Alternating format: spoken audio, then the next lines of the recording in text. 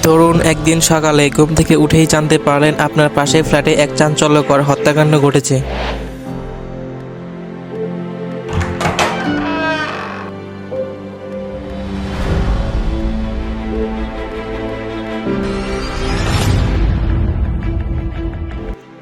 মেয়ে গলা কাটা অবস্থায় পাওয়া গেছে আর বাড়ির কাজের লোক উধাও।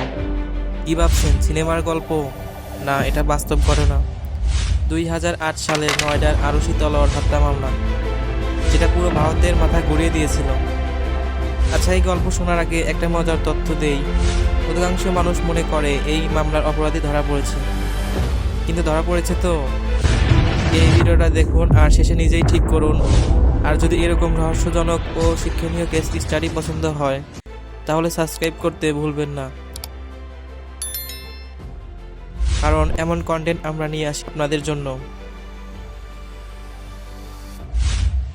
15ই মে 2008, নয়ডার এক অভিজাত এলাকা। রাজেশ আর নূপুর তলোয়ার ছিলেন নামকরা দন্ত চিকিৎসক। তাদের 14 বছরের মেয়ে আরুষি ছিল পরিবারের একমাত্র সন্তান। সব ঠিকঠাকই চলছিল, কিন্তু পরদিন সকালে আরুষির দেহ তার ঘরে রক্তাক্ত অবস্থায় পাওয়া যায়। তার গলা কাটা হয়েছিল। অবস্থা আরও জটিল হলো যখন বাড়ির কাজের লোক হেমরাজের কোনো খোঁজ মিলল না। প্রথম সন্দেহ গিয়ে পড়ল হেমরাজের ওপর। সবাই ভাবলো অবশ্যই কাজের লোকের কাজ, কিন্তু গল্পের প্লট টুইস্ট আসলো পরদিন। বাড়ির ছাদে পুলিশ হেমরাজের মৃতদেহ খুঁজে পেল। হ্যাঁ, এক ছাদের নিচে দুইটা হত্যাকাণ্ড। ব্যাস, এই ঘটনা মিডিয়া আর সোনা ডিম পাড়া হাঁস হয়ে গেল।